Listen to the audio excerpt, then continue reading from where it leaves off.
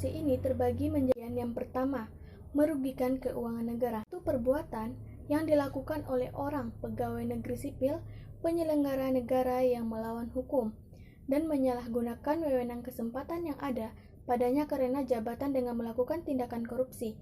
Yang kedua, suap menyuap adalah tindakan yang dilakukan pengguna jasa secara aktif memberi sesuatu kepada pegawai atau penyelenggara negara agar urusannya lebih cepat dan melanggar prosedur. Penggelapan dalam jabatan. Nah, tindakan dengan sengaja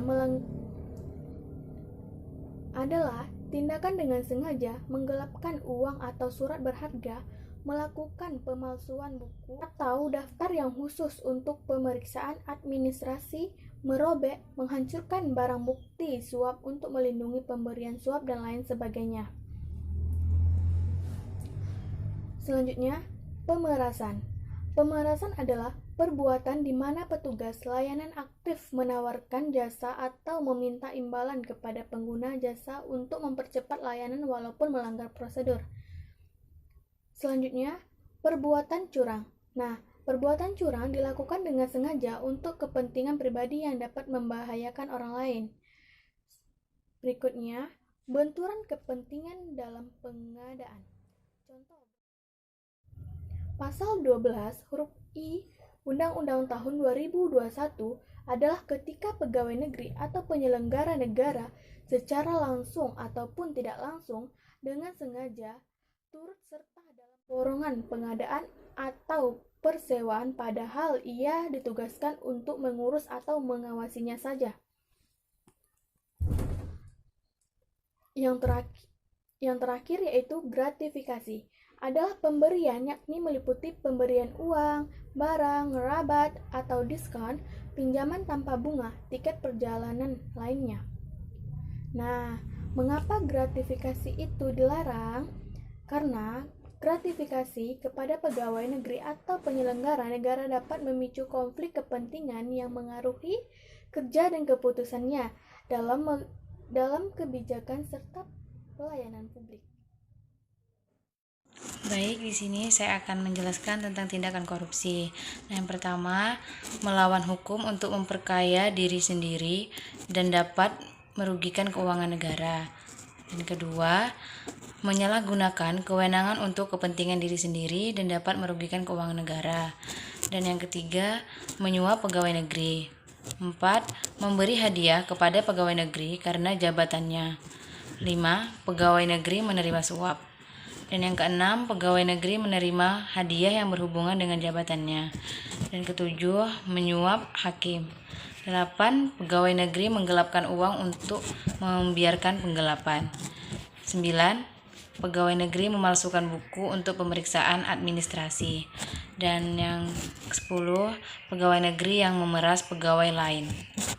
Terima kasih.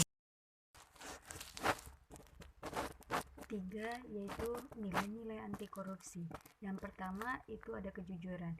Kejujuran adalah salah satu sifat yang sangat penting bagi kehidupan mahasiswa. Tanpa sifat jujur, mahasiswa tidak akan dipercaya dalam kehidupan sosial. Yang kedua yaitu ada kepedulian, yaitu nilai kepedulian sebagai mahasiswa diwujudkan dengan berusaha memantau jalannya proses pembelajaran, memantau sistem pengelolaan sumber daya di kampus, serta memantau kondisi infrastruktur di kampus. Yang ketiga yaitu kemandirian. Nilai kemandirian diwujudkan dalam mengerjakan tugas secara mandiri dan menyelenggarakan kegiatan mahasiswa secara swadaya. Yang keempat yaitu ada kedisiplinan.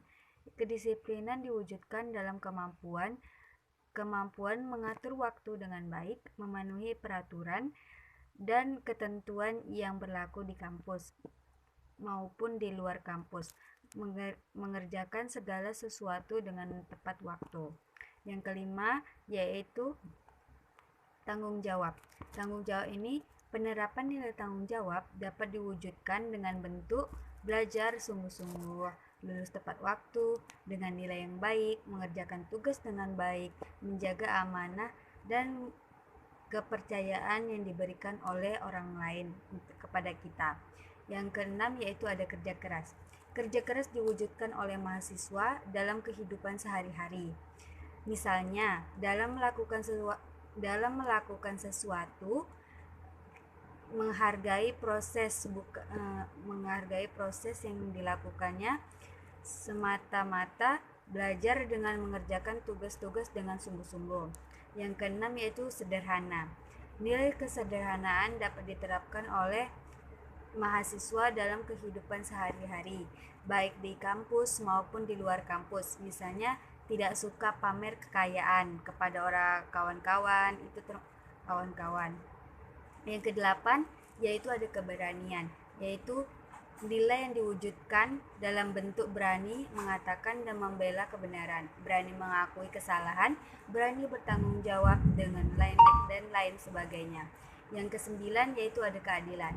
Keadilan adalah penilaian dengan memberikan kepada siapapun sesuai dengan apa yang menjadi haknya, yakni dengan bertindak profesional, adil dan tidak melanggar hukum. Selanjutnya, prinsip-prinsip anti korupsi. 1. Transparansi, yaitu prinsip transparansi penting karena pemberantasan korupsi. Dimulai dari transparan dan mengharuskan semua proses kebijakan dilakukan secara terbuka sehingga segala bentuk penyimpangan dapat diketahui oleh publik. 2. Kewajaran. Prinsip fairness atau kewajaran ini ditunjukkan untuk mencegah terjadinya manipulasi. 3. Kebijakan.